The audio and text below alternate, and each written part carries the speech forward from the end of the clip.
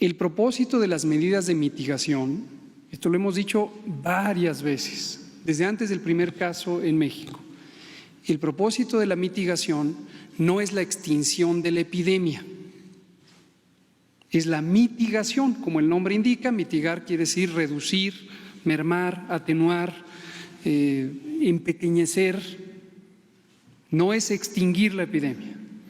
Si pretendiéramos hacer medidas de control absoluto, tendríamos que mantener al país completamente congelado, lo cual evidentemente llevaría al colapso de la sociedad, aquí o en cualquier parte del mundo, o tendríamos que mantener las medidas de restricción hasta el 2022.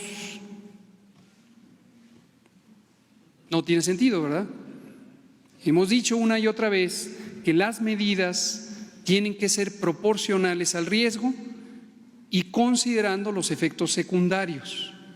Esto es lo mismo que pasa en medicina clínica, esto también sirve para visualizarlo. Pongamos un ejemplo hipotético: si necesitamos que una persona sea intervenida quirúrgicamente para quitarle el apéndice, por ejemplo, por poner una de las cirugías más comunes, si no operamos, la persona tiene un problema de que el apéndice se ulcera, se perfora y se causa una peritonitis, se causa sepsis y la persona se muere. No hay duda que tenemos que operar. Pero si la persona tiene alguna condición de riesgo, que puede ser tan simple como que no está en ayuno en las últimas 4 horas, o es una persona con otras enfermedades que le hacen tener riesgo de operarse, y lo hacemos de manera precipitada, sin tomar las precauciones, la intervención quirúrgica causa un daño también fatal, poniendo los dos extremos de la perspectiva.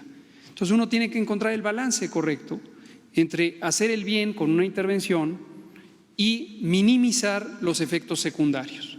En este caso, los efectos secundarios también son de enorme interés público, porque es la vida pública, la economía nacional, la economía social, y en particular en un país donde desafortunadamente tenemos a la mitad de las personas viviendo al día, porque hemos vivido por muchos años, décadas, en un modelo económico y social que ha concentrado la riqueza. No podemos cegarnos a que esa realidad existe, y entonces tenemos que hacer las adaptaciones pertinentes. Por eso decía yo hace un rato que no debemos pensar que los modelos de actuación en salud pública se importan mecánica y acríticamente de otras partes del mundo que tienen realidades sociales, económicas muy diferentes. Entonces, concluyo.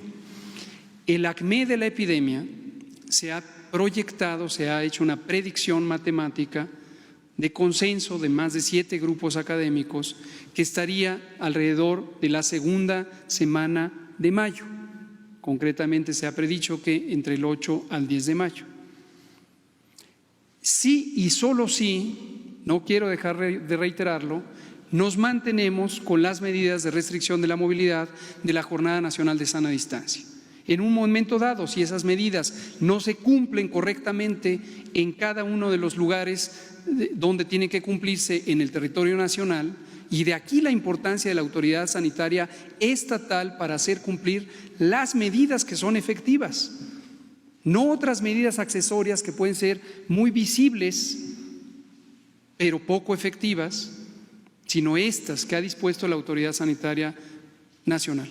Entonces, si estas se cumplen, vamos a tener una reducción de los contagios, seguiremos teniendo contagios, seguiremos teniendo cada vez más contagios hasta llegar a ese punto máximo de la epidemia, pero la cantidad de contagios por día será menor a la que hubiéramos tenido si no se hicieran estas medidas, o a la que tendríamos si las medidas se hacen incompletas, insuficientes o mal. Posterior al punto máximo, al acmé, al pico de la curva epidémica, seguiremos teniendo casos, pero ya en una tendencia decreciente, y se ha hecho la predicción de que rumbo al final de junio tendremos cerca del 95% de los casos que se contempla ocurrirán. Entonces, si levantamos las medidas el 1 de junio en una forma ordenada, escalonada, que se dispondrá por parte de la autoridad sanitaria en colaboración con las secretarías del Trabajo y de Economía. Empezaremos a tener el punto de balance donde se libere la actividad social y económica, se recupere o se ayude a recuperar la vida pública, incluyendo la economía y la sociedad, mientras seguiremos teniendo epidemia, pero ya en una fase de declive. Esa es la lógica. Quédate en casa. Gobierno de México.